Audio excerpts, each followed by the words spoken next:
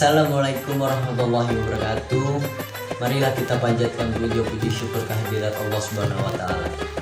Dan sholawat serta salam tetap tercurahkan kepada junjungan Nabi kita Nabi Muhammad SAW.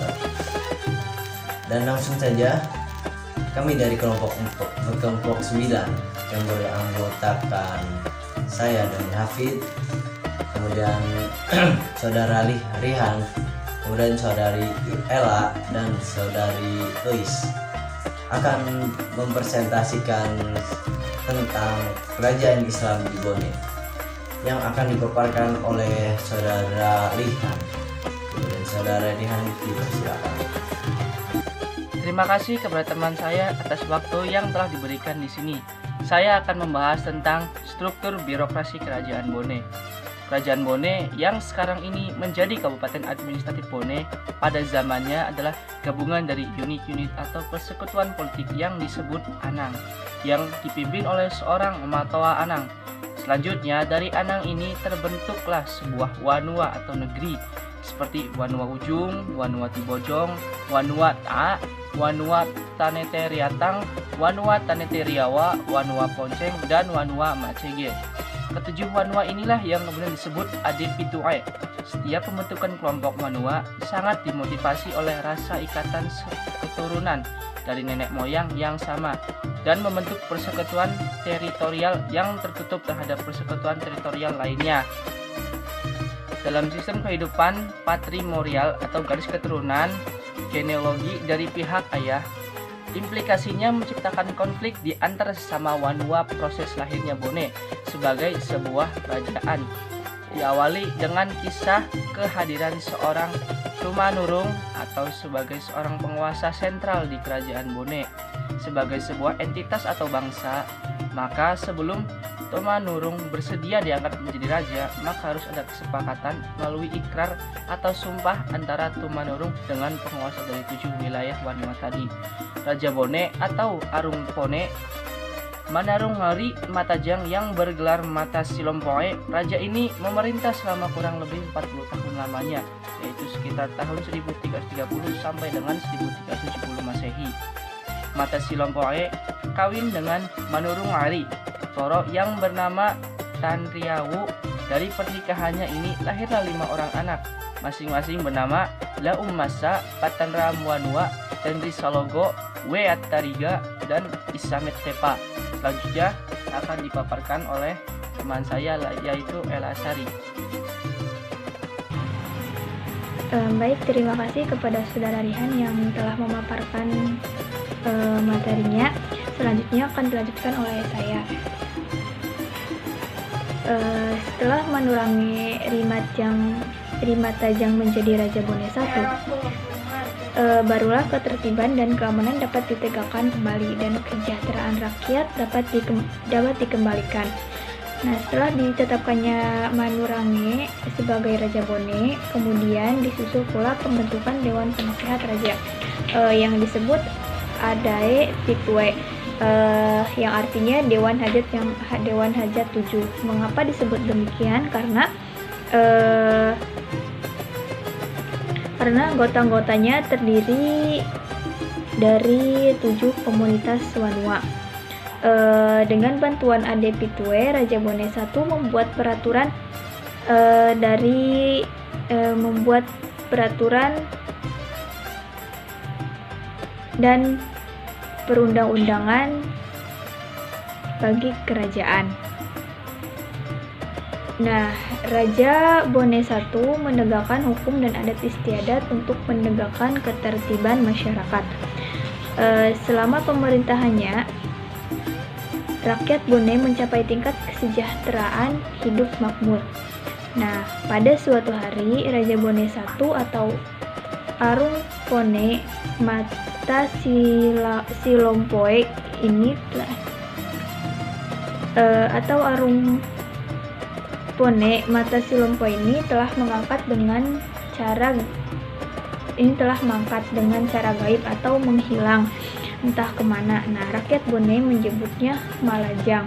Nah, proses pemerintahan Islam di Kerajaan Bone pada awalnya tidak terlepas dari proses Islamisasi di Kerajaan Goa, yang mana proses Islamisasi kerajaan Goa dilakukan oleh Datuk Ribandang yang kemudian dilanjutkan oleh Sultan Alauddin setelah Islam diterima secara resmi oleh kerajaan Goa. Adapun setelah Islam masuk dan berkembang pada kerajaan Bone, kedudukan Raja Bone mulai berubah menjadi baik dari segi struktural maupun spasial,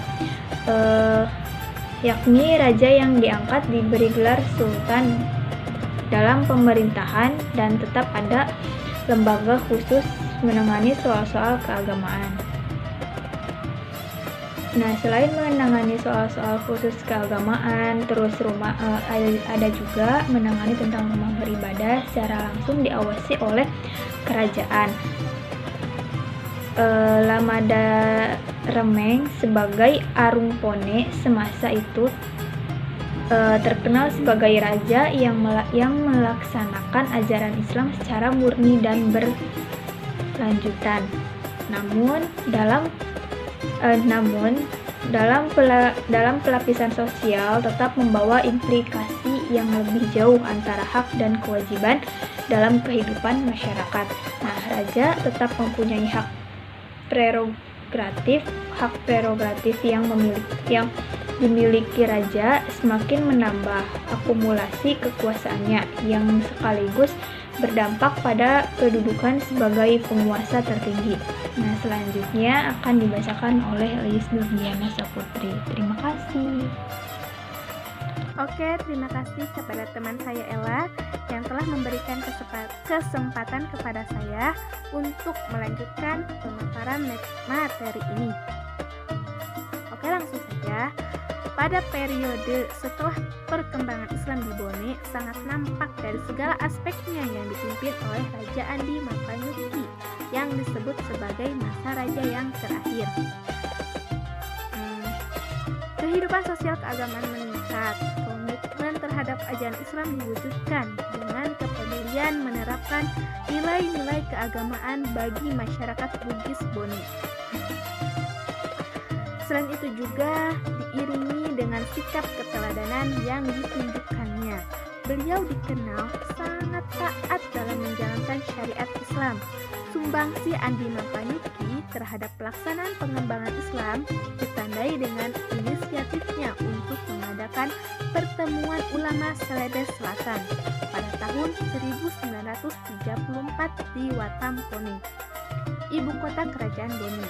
Musyawarah itu diikuti oleh puluhan ulama terkemuka dari seluruh Sulawesi Selatan, termasuk hadir di dalamnya Haji M. As'ad yang isinya untuk membicarakan cara-cara pengelolaan pendidikan Islam bagi masyarakat umum.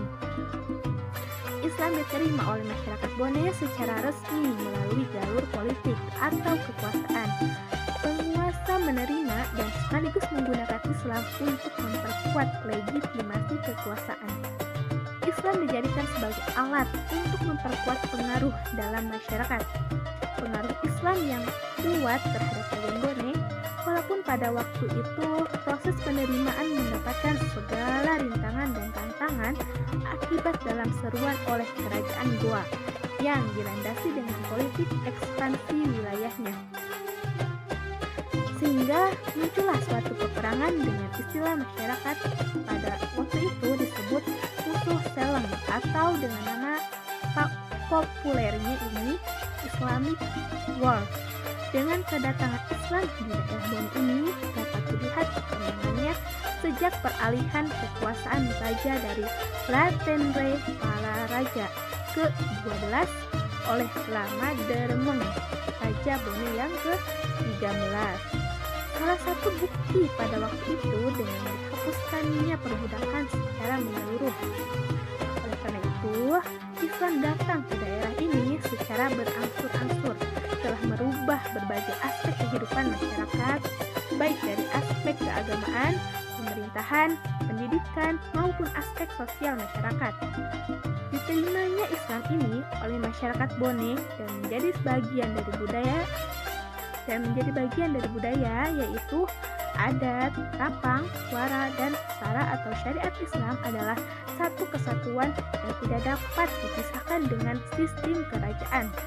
Setiap keputusan raja harus melibatkan ulama dan petugas agama yang menduduki posisi penting waktu itu disebut qadi. Jika ada kelompok masyarakat yang tidak mau menerima sistem ini, maka dianggap bukan warga Bugis atau Bone. Jadi, masyarakat Bone waktu itu sangatlah feodal. Adat mengandung nilai-nilai kemampuan ralat. Adat mengandung nilai-nilai kemanusiaan yang tinggi karena manusia memiliki kemuliaan yang tinggi pula. Manusia dapat hidup dengan baik jika hak serta kewajiban mesti dijaga dengan baik. Budaya masyarakat Bugis dan Bone pada khususnya memberi landasan pada rakyatnya yang kuat untuk mengembangkan sosial kebudayaan. Namun terkadang ada semacam dorongan dari sebagian masyarakat Bugis pada umumnya, termasuk masyarakat Bone, itu sendiri mempunyai sifat feodal yang sangat patuh terhadap penguasa, sementara penguasa tidak boleh sewenang-wenang. Oke, selanjutnya akan dilanjutkan oleh teman saya, Habib Misbahul Haq. Kepadanya saya persilahkan. Terima kasih Faiz atas waktunya. Saya akan melanjutkan penjelasannya. Islam adalah agama yang dihayati dan diamalkan. Sementara itu, budaya memberikan pengaruh yang sangat kuat, sehingga tidak sedikit pemegang agama terpengaruh dengan gaya feodalistik. Sekarang dapat dilihat bagaimana masyarakat terhadap penguasa dan pemangku agama tentu sama-sama dengan posisi kekuatannya. Akan tetapi dalam amalannya bahwa pemegang otoriti agama lebih kuat daripada politik yang dipegang sebagai alat kerajaan yang disebut dengan qadi. Dan di abad modern ini pegawai agama disebut pegawai biasa saja yang mempunyai lembaga kementerian yang disebut Kementerian Agama yang berstatus pegawai negeri sipil. Agama yang bekerja di sektor pegawai negeri sipil dianggap ulama dan tokoh agama bukan pegawai negeri sipil.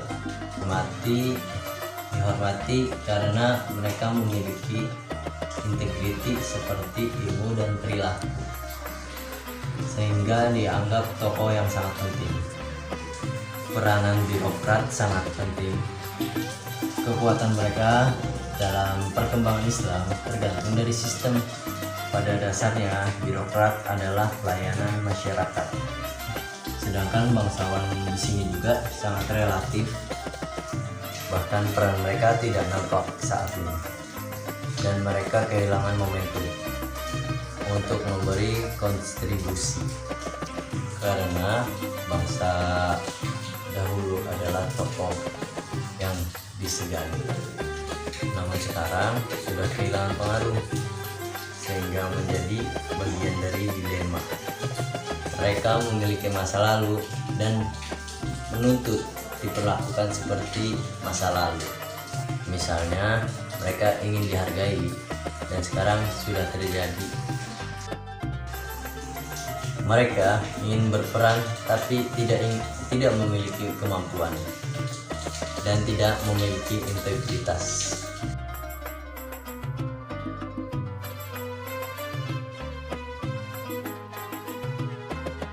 Alhamdulillahirobbilalamin.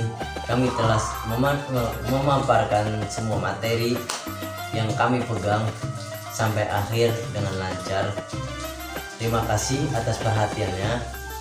Apabila kami ada kesalahan, kurang lebihnya mohon maaf. Akhirul kalam, wassalamualaikum warahmatullahi wabarakatuh.